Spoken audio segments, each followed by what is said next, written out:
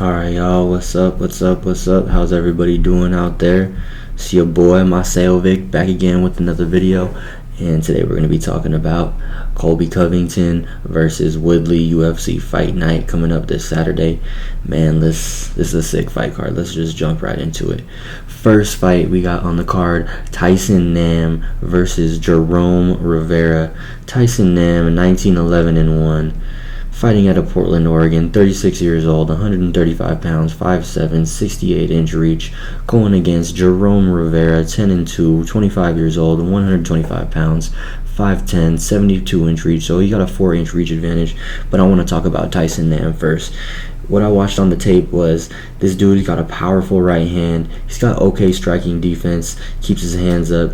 Got low output though. He's definitely looking for the KO. He's not one of these high volume type strikers. He will pump out the jab though. He's an opportunistic grappler. He'll use trips when clinching against the cage. He can be out volumed. That's the thing. But he has good forward pressure. He's gonna keep coming forward. He's got good cardio. You don't got to worry about that too much because of his low volume. Great takedown defense, and that's key. That's a pivotal statistic in this particular matchup against Jerome Rivera. 100% takedown defense. In fact, pretty crazy stat right there. So his opponent, Jerome Rivera, 10-2, 25 years old. So he's 11 years younger than Tyson Nam. And this dude, he's a grappler. We last seen him again on the Contender Series fighting against Luis Rodriguez. It's a pretty good fight, but kind of gassed out a little bit towards the end. Like I said, he's a grappler. He wants to get the fight on the ground. He's looking to clinch against the cage, throw some knees. He'll mix up the strikes. It's always the transition to the takedown, though. Throws a lot of kicks to keep distance and range, manage that with the kicks, front kicks, side kicks. In my opinion, this fight might be a little bit too much too soon for him. Tyson Nam, he's a savvy veteran, and I think Tyson Nam's going to be able to get it done. I think he's going to be able to touch Jerome, touch him on the chin at some point, and Tyson Nam has legit power. He will hurt you if he catches you, and I don't think Jerome's striking is going to be there. It's not there yet, in my opinion, so I'm going to take Tyson Nam probably via TKO in the second round. Alright, so let's go to the next fight. We have TJ Laramie versus Darrick Minner. So first stop, let's look at the attributes. TJ Laramie, 12-3, fighting out of Canada, 22 years young. So he's a young dude, 5'6", 66-inch reach. Going against Darrick Minner right here, 24-11, 30 years old, 145 pounds, 5'7", 71-inch reach. So he's got a 5-inch reach advantage.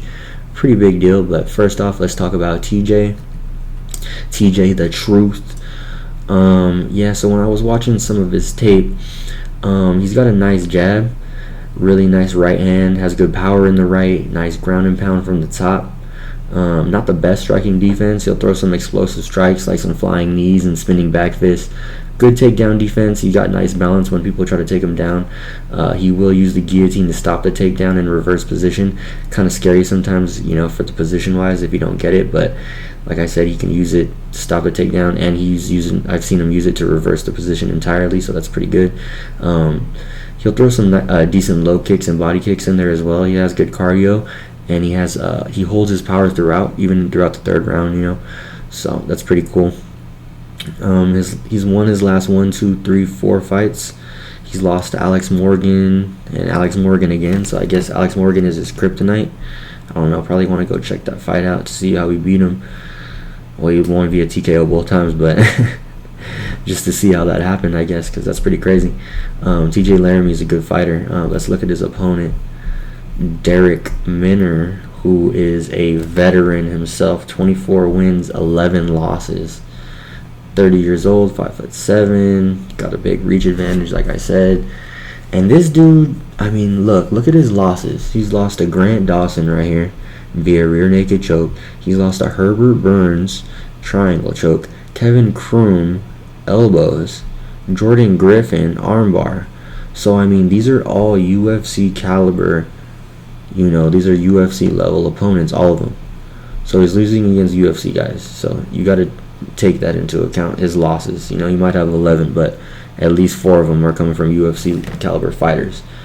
So what I saw on the tape was he's got sloppy looping punches. He's bouncy. He got bouncy footwork, wild overhand, right and left hands. He will get off on a choke anytime, and he'll try to get a choke off at any time, even from a standing position.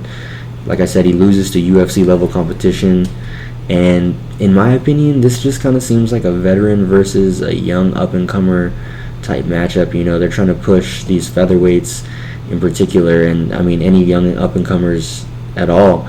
In regards to TJ Laramie, I think TJ Laramie is the overall better fighter. He's the better athlete.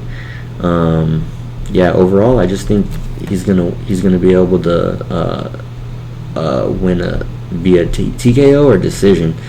I probably want to go TKO because I just think his striking is on another level than Darrick Minner. But yeah, like I said, I just think they're kind of feeding him to kind of make him look good. And I know recently a lot of the young up-and-comers who they're trying to make into stars haven't been looking that good. They haven't been passing the test, but I do think TJ Laramie is good enough and will pass with flying colors. I got TJ Laramie via TKO. Alright, let's move on to the next fight. We have Andre Ewell versus Erwin Rivera. Another fun fight. I like this fight. I like a lot of these fights on here. Some pretty cool fights. So we got Andre Ewell. Let's talk about him first. 16-6, 32 years young, 135 pounds, 5'8", and a 75-inch reach. Alright, so then let's look at Erwin Rivera, the Beast. 10-5, fighting out of Mexico, 31 years old, 136 pounds, 5'6", and a 68-inch reach. So that's a 7-inch reach disadvantage for Erwin and a 7-inch reach advantage for Andre Ewell. So let's talk about Andre Ewell first. Let's look at his record real quick. Okay, so let's look at his losses. So, his most recent win was a split decision win against Jonathan Martinez. Jonathan Martinez is a good fighter. That was a good fight. Close fight, obviously. His last loss was against Marlon Chito Vera, who we just seen beat Sugar Sean O'Malley, derail the hype train. Prior to that, his last loss was Nathaniel Wood, another UFC caliber opponent. And prior to that, was Patchy Mix, who was just fighting for the Bellator championship literally last weekend. So these are, I don't want to say good losses, but it's nothing to scoff at. These are good fighters who he's losing to, UFC level fighters. So you want to take that into account. He's beaten very good competition, like in his UFC debut against Rehan Barao on short notice. A very good win right there. He's going to have a massive reach advantage, like I said. It's like 7 inches. He has good low kicks. He likes to use the lead right hand, stands generally southpaw. He's got a nice counter left, but he is susceptible to body shots in the orthodox stance. His hands are generally low. That's how he likes to keep them. He'll attack the body, but his best weapon is his left hand. He's got long reach for the division. And let's go to Erwin Rivera real quick. Check out Erwin Rivera. Man, like his nickname suggests, this dude's a beast. He's just a grinder, super gritty, tough. He's going to fight for you. Like, if you put a bet on him, I'm pretty sure he's going to be the underdog in this fight. In terms of being an underdog betting-wise, like, he's going to fight for your money every minute of the fight. He's never going to give up, whether he loses or losing or winning. He's going to keep trying to go for the win. So you see his loss against Giga Chikadze, the kickboxer. We've seen him in the past. Not too impressive, not that great of a loss, not that bad of a loss, but I'm sure I think he took this fight on short notice, and I'm sure the attributes were he was at a reach disadvantage too. But yeah, so he's a grinder, he's got a lot of heart. I just think Erwin Rivera might be biting out more than he can chew. That 7-inch reach disadvantage is massive. It's so massive. I think his only path to victory is like a real grind out control fest. If he maybe holds Andre against the cage where he can't use his lanky attributes, maybe takes him down if he's able to. That's the only path to victory I can see for Erwin Rivera, but I'm going to go ahead and take Ewell by submission. Alright, so talk about that fight. Next fight on the card is RandyCosta against JordanEspinosa.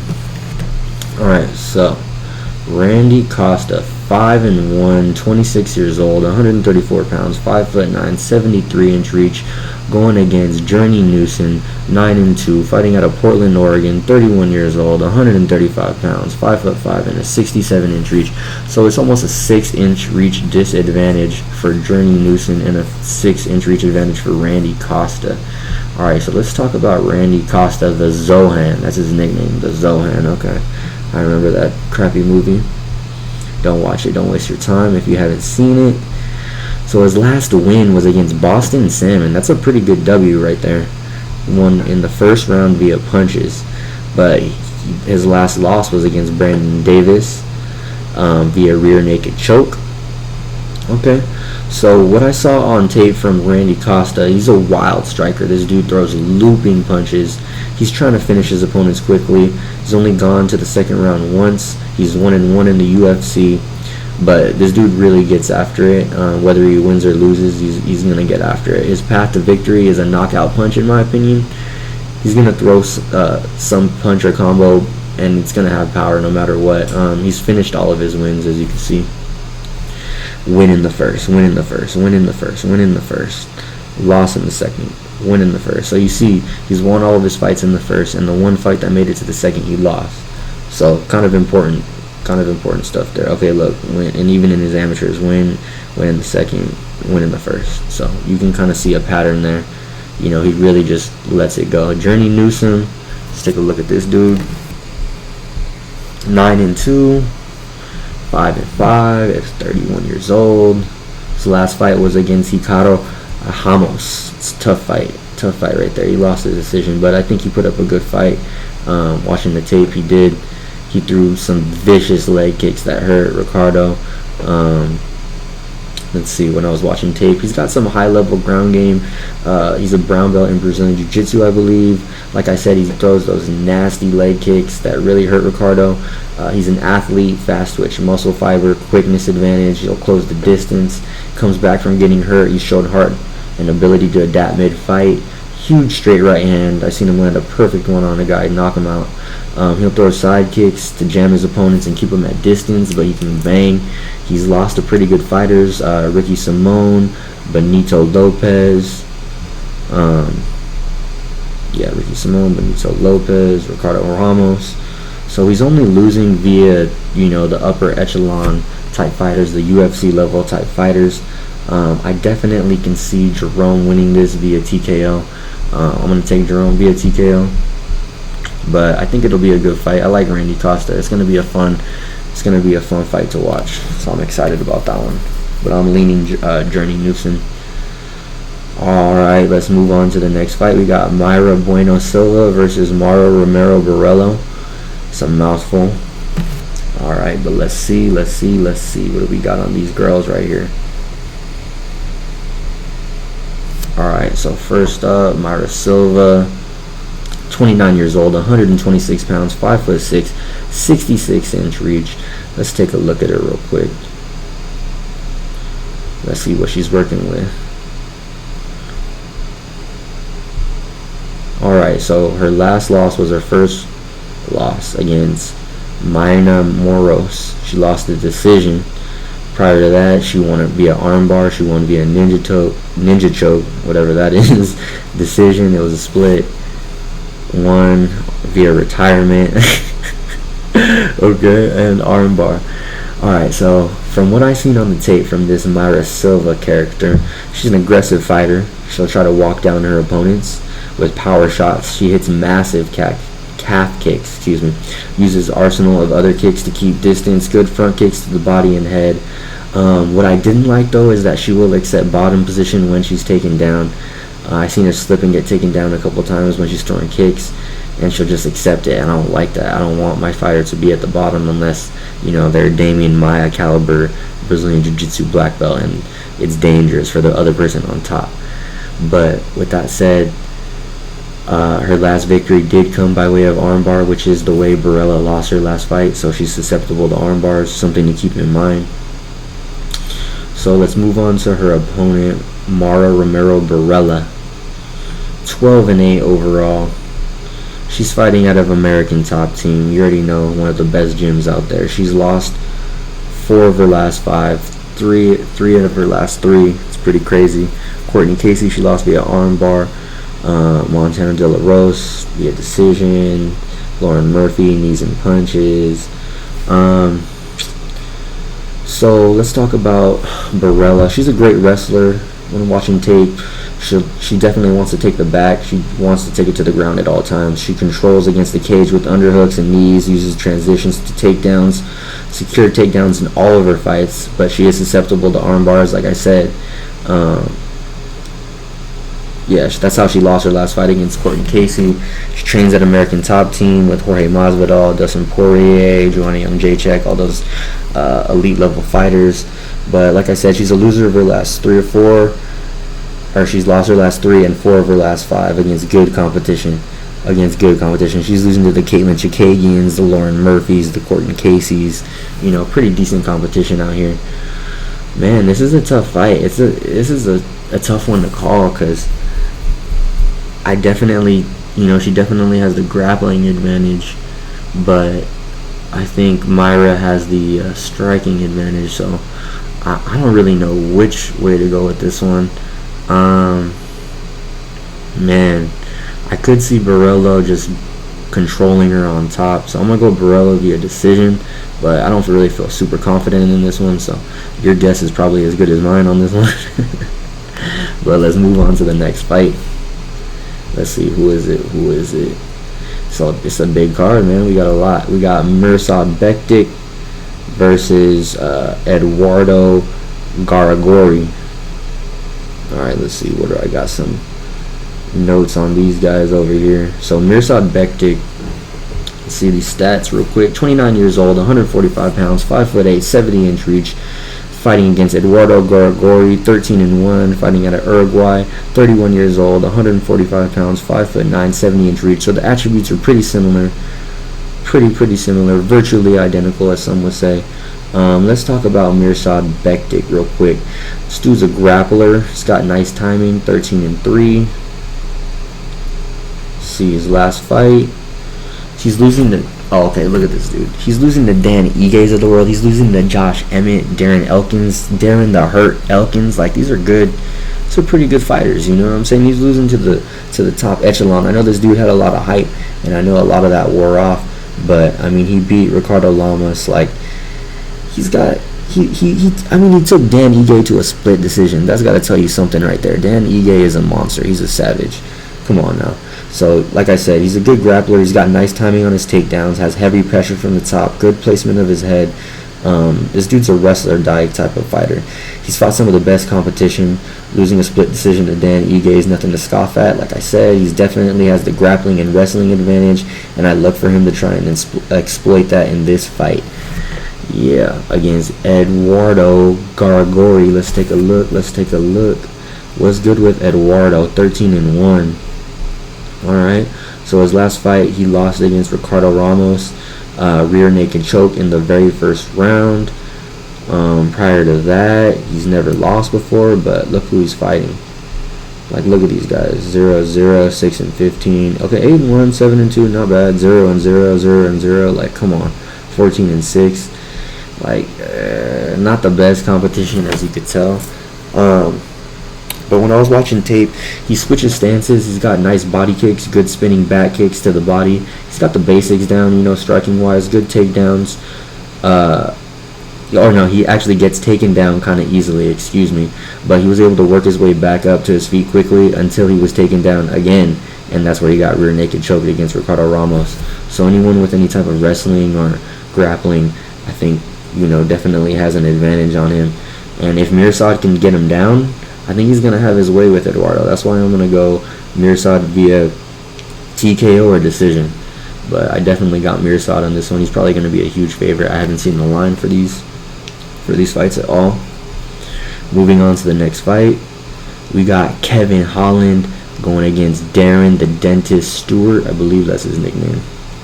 They don't got it over here, but oh yeah, they got it right there. Going against the Trailblazer, KevinHolland. KevinHolland's one of my favorite fighters right now. 18-5, 27 years old, 183 pounds, 6'3", 81-inch reach. This dude is a beast, man. I like him. I like his style. I like his swagger. I like his striking. Let's see. Hold on real quick. Let's look at his record. He just beat Joaquin Buckley not even a couple months ago. With a right cross, it was beautiful. Before that, he beat Anthony Hernandez with a knee to the body. Man, what did I see on the tape from KevinHolland? Everybody knows he's a great striker. He's very entertaining, great distance control. He's tall and rangy. He's a precision striker, but he also is volume striker, so it's pretty cool. You know, he doesn't force things. He never wants to force a KO. He's like, you know, Izzy Adesanya. He doesn't aim or pray and hope. He aims and fires or whatever that bullshit is. 7-inch reach advantage, like I said. He's very relaxed in there. He's always having a good time, maybe too relaxed sometimes. He doesn't always go for the kill, but his striking is nasty, man. DarrenStewart, let's check him out. 12-5 himself. Am I skipping over him? 29 years old, 6 feet. What's his reach? Do we got a reach? I don't know where his reach is at. Let's look at him. He beat Maki Pitolo. Maki, you know, not really UFC caliber in my opinion, but he beat him via a guillotine choke. Before that, he lost to Bartosz Fabinski. He beat Darren Wynn and lost to Edmund Shabazian via split decision, so almost won that.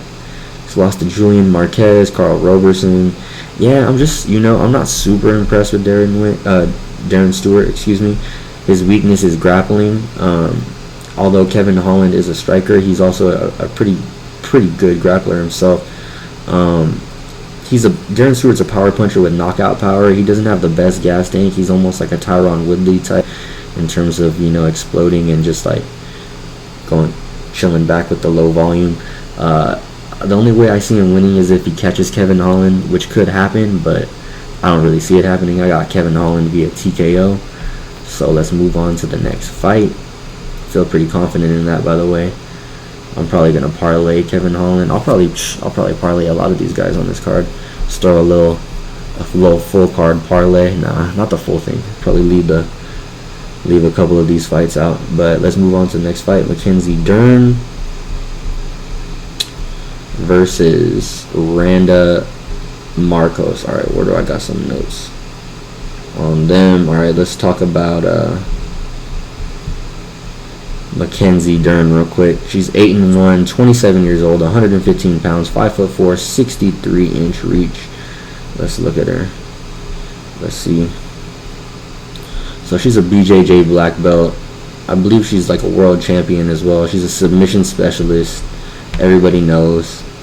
She beat Hannah Cyphers via knee bar, but she was having a little bit of trouble with Hannah Cyphers prior to that. She was kind of getting bullied on the feet a little bit. It was kind of surprising. I mean, not surprising, but you know, I guess a little bit surprising. Yeah, I wasn't expecting to see that from Hannah Cyphers. She lost to Amanda Ribas.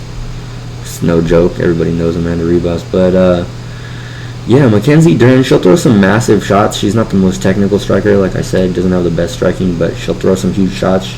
She's the better grappler of the two, but she does struggle to get it to the ground. She's going against RandaMarkos. Now, RandaMarkos, 10-8-1. She's definitely fought the better competition. She's 35, 5'4". I mean, look who she's fought. She's fought Amanda Ribas as well. She's also taken an L to Amanda. But she's fought Yoder. She's fought Claudia Gadella. She's got a W against Angela Hill. She went to a draw against Marina Rodriguez, Alexa Grasso, Carla Esparza, Courtney Casey. You know, she's fought the who's who of women's MMA. And pretty much, look at this. She's one loss. Like, that's a pretty crazy pattern right there. She's getting older. Her takedown defense doesn't look too good, so I'm thinking MackenzieDern can probably get it to the cage. She knows that she has this issue. She knows she has a problem taking her opponents down, so hopefully she's been working on that. But yeah, RandaMarkos is definitely the more technical striker, and if she can keep it striking, she could eke out a decision victory in my opinion, but I'm going to go with MackenzieDern. Either via decision or TKO. I think she's going to be able to get it to the ground and control her. Hopefully she's worked on her takedowns and she's able to do that. But don't feel confident in that pick as well. Women's MMA is very volatile in my opinion. It's hard It's hard to predict. A lot of the underdogs win a lot of times, so tough to say. Let's move on to the next fight. We got Johnny Walker versus RyanSpann. Johnny Walker, 17-5, 28 years old, 6'6", 82-inch reach. Fighting against Ryan Superman Spann, 29 years old, 206, 6'5", 81-inch reach. So these guys are relatively the same attributes-wise. Got a similar reach, similar height, similar age. Everything is looking pretty similar. Even similar record, 17-5 versus 18-5. But let's talk about Johnny Walker. So his last fight, he's lost his last 2. So no bueno. He lost a decision recently, and then prior to that, he got knocked out by Corey Anderson. Everybody remembers that right hand that he's so susceptible to. See, Johnny Walker needs to work on that. He's so susceptible to taking that right hand and just getting clocked with it. The overhand right. Man, he's got nice kicks. Everybody knows Johnny Walker's a flashy striker. Everybody knows he's got nice, knees, punches. I mean, look at this. He's got hook, kick, knockout, spinning back fist, flying knees, elbows. The man can end it any which way. Knees and punches, KOs, TKOs, guillotine chokes. This dude's no joke on the feet, and that's his path to victory. Really is outstriking RyanSpann. Let's check out RyanSpann over here, who has nice power in his own right hand. No disrespect to RyanSpann out here, but his last fight against Sam Alvey left a lot to be desired. It was a split decision victory. He was winning at first, and then he kind of gassed out towards the end, and Sam Alvey started beating him up, and it's just not a good look. Sam Alvey's old. He's a veteran. You want to be putting this dude away, not winning a split decision victory against him. But like I said, he's got nice power in his right hand, not the best cardio. He fades late, pressures his opponents against the cage. He wants to fight on the mat to transition to the back. He's not the best wrestler. His path to victory is controlling, either against the cage or on the ground. Like I said, squeak by decision against Sam Alvey. Not an overly impressive performance. He has a good guillotine choke, and he'll even attack it standing. With that said, I'm going to have to go Johnny Walker via TKO. I think his striking is on a different level than RyanSpann. I think RyanSpann has power, but I don't think he has the technical capabilities to strike with Johnny Walker. If Johnny Walker can keep him from pressuring him off the cage and keep him from getting him down, I can see Johnny Walker winning this fight. Don't feel super comfortable taking Johnny Walker either, but I am leaning towards him. Alright, let's move on to the next fight. We got KhamzatChimaev versus GeraldMeerschaert. I'm sure everybody's super pumped for this one. 8-0. The hype behind Khamzat is just unreal right now. You've seen his last 2 fights. He's 26 years old, 171 pounds, 6'2", 75-inch reach. So he's actually coming at a reach disadvantage against GeraldMeerschaert. 2-inch reach, 2.5 inch. He's an inch taller than him. But GeraldMeerschaert is 32 years old with a record of 31-13, so he definitely has the experience advantage. Let's go to KhamzatChimaev first. So everybody knows this dude is an absolute mauler, absolute beast so far from what we've seen. He took on Reese McKean his last fight. Basically, Reese had no chance. I think he might have landed 1 punch. Prior to that, beating John Phillips via dart stroke. That dude had no chance. It was bad, really bad. This dude mauls everybody so far, and he has a lot of hype behind him. People are saying that he could be, Kamaru Usman, that he can challenge Jorge Masvidal, all these Colby Covingtons of the world. I mean, I wouldn't go that far just yet. I mean, I think he's a really great fighter and everything, but I want to see him against, better competition, obviously. So, this dude's relentless, ground and pound, sustains minimal damage in his fights, but dishes out maximum. High striking output. He's undefeated, and he has another fight planned after this fight with GeraldMeerschaert, which is pretty unheard of from the UFC. So they're kind of trying to fast track this dude to superstardom. The only thing you really hope is that he's not looking past GeraldMeerschaert, because GeraldMeerschaert is, I mean, he's not the best, but he's not the worst either. You don't want to take him lightly. You don't want to look past him by any stretch. So let's take a look at him. His last fight, he lost an overhand right in ground and pound to Ian Heinisch, who's a good fighter. Prior to that, he got a win over Darren Wynn, lost to Eric Anders via split decision, got a guillotine choke over Trevin Giles, and he lost to KevinHolland, we were talking about earlier, and Jack Hermansson. So he's losing to good guys. Look at it. He's losing to Thiago Santos's, Jack Hermansson's, KevinHolland's, Eric Anders, Ian Heinisch. These are good people. These are good loss. I mean, not good losses, but you know, they're not bad losses. But anyways, he's a BJJ black belt, not the greatest striker. He's really fallen in love with his striking the past couple fights. It's got him in trouble. As you can see, he's got overhand righted to sleep. It was really bad. Submission specialist, that's his only path to victory in my opinion. I don't see him out striking Chimaev. I don't see him out wrestling him. I don't see him out grappling him. The only way I see him is if he throws up, you know, basically like a puncher's chance, except a submission's chance. I don't know, a heel hook's chance, something like that. That's the only path to victory I see him. I see Chimaev via absolute domination. Probably going to take him down and just beat the heck out of him. Yeah, that's how I see that fight going. I don't know what the odds are. I'm sure Chimaev's a huge favorite. But let's move on to the next fight. We got DonaldCerrone fighting against NikoPrice. Let's see. Alright. Donald, 36-15, the vet, man, lost 4 of his last 5, 37 years old, 171 pounds, 6'1", 73-inch reach, fighting against Niko, the hybrid Price, 14-4, 30 years old, 170 pounds, 6 foot, 76-inch reach. Oh yeah, let's go. Let's click on DonaldCerrone. Let's see what he's been up to recently. I mean, we know what he's been up to, but let's see what he's been up to. Man, that's a lot of L's right there. 4 L's in a row. Lost 4 of his last 5, like I said. He actually didn't look too bad against Anthony Pettis. You know, surprisingly, I thought he was going to get the brakes beat off of him, especially after that terrible loss to Conor McGregor, and then the terrible loss to Justin Gaethje, and then the beating he took against Tony Ferguson. DonaldCerrone, he's definitely got the experience advantage. He's more the technical striker in this matchup, but he's absorbed massive amounts of damage recently and over his entire career. This could potentially be his last fight if he gets slept. NikoPrice is no joke, man.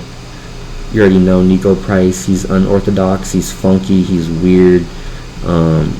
This dude has power. He's got deadly power in every limb of his body. He's got some weird knockouts, some knockouts that you've never seen. He's got up kick knockouts. He's got hammer fist from the bottom position knockouts. Like, he just got crazy knockouts, man. And that's the difference in this fight, in my opinion. I just think DonaldCerrone, he can't take the punishment, the beating that he used to.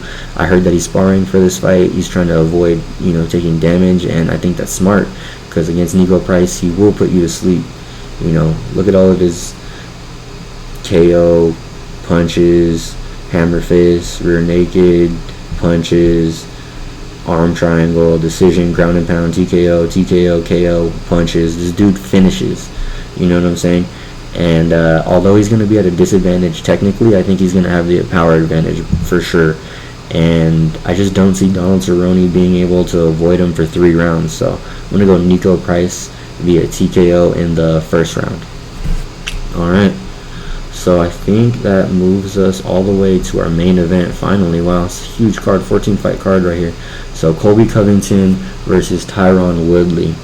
15-2 ColbyCovington versus 19-5 TyronWoodley. So Colby's 32 years old, 170 pounds, 5'11", 72-inch reach. He's actually had a reach disadvantage by 2 inches against Tyrone Woodley, Tyrone, whatever you want to call him. 5'9", 170 pounds, 38 years old. He's getting up there, man. Let's talk about Colby first. Colby Chaos Covington, America, you know that dude. He was training at American Top Team. I think he's at like MMA Masters now or something like that. His last fight was a great performance against Kamaru Usman. He was 2-2 going into that final round with Kamaru Usman before he got his nose broke, his jaw broke, or allegedly. But you know, before he got cracked and beat. He puts on an insane pace. Everybody knows he's got that insane cardio and pace. Volume striker. He hits about 50%. He doesn't throw everything into all of his punches. He has relentless combos, relentless pressure. He's durable. He's never been finished prior to that, I don't believe. Oh no, he did get guillotine choked, I guess. But yeah, no, he had never been finished via punches prior to Kamaru Usman, and everybody knows Usman is a beast. That was just a war. You got to see that fight again. You got to see a rematch of that. But anyways, let's talk about Tyron Woodley. 19-5. Look at that, he looked jacked right there. I mean, he's still pretty jacked, but you know, he's getting a little bit older. This dude's been training at American Top Team with Jorge Masvidal, you know, the ex-best friend of Colby Covington. His last loss against Gilbert Burns, he was just looking hesitant, old, tired. He doesn't want to throw the punches anymore. And then prior to that, he had a similar loss against Kamaru Usman where he's just getting dominated, getting controlled. It doesn't look like he's just in it. He doesn't even look like he wants to be there anymore type of deal. Like, it's kind of weird. But, I mean, prior to that, he did demolish Darren Till. He beat him up on the feet and then darsed him. Damian Maia. He has obviously the W's against Stephen Thompson and Robbie Lawler, Kelvin Gastelum. I mean, that's not even that long ago. This is in 2018. I guess it is 2 years ago, but I guess, man, Tyron Woodley just aged quick. He said that he's going to let his hands go, but he's been saying that. This dude has been saying that the past couple times. We have not seen it. Nowhere to be seen. He's low volume, you know, super powerful puncher, kind of like the Yoel Romeros of the world, where they got to recharge and just so that way they can throw their heavy punches. But he's kind of gotten away from his wrestling. Just kind of goes against the cage. He allows himself to be pushed against the cage, and he'll just fire that piston of a right hand. But we haven't seen it in years. We haven't seen it since Darren Till. We haven't seen it since Stephen Wonderboy Thompson. You know, the cardio, he's not getting any younger. His cardio, Colby pushes an insane pace, and Colby's durable. So, I mean, as long as Colby's able to, you know, avoid that right hand, I definitely see Colby Covington either decisioning him, probably a decision. Colby doesn't have the most power in his hands, and Tyron Woodley doesn't really get finished via anybody either. So, did I say he was getting finished by Gilbert Burns? No, I didn't say he got finished, but he just got dominated by Gilbert and Kamaru back to back, man. So this could be it for Tyron. If he gets dominated by Colby, another decision, another, you know, just overwhelming 50-45 type deal, could be it for him. But I do see Colby getting the decision victory. And I think that's pretty much going to wrap up the card, y'all. Let me know what you guys think. You guys agree, disagree? It was a long video. Let me know what your picks are. If you guys have any more information that I might have missed or I didn't know, let me know. Make sure you guys like, subscribe, all that good stuff, man. But until next time, peace, late.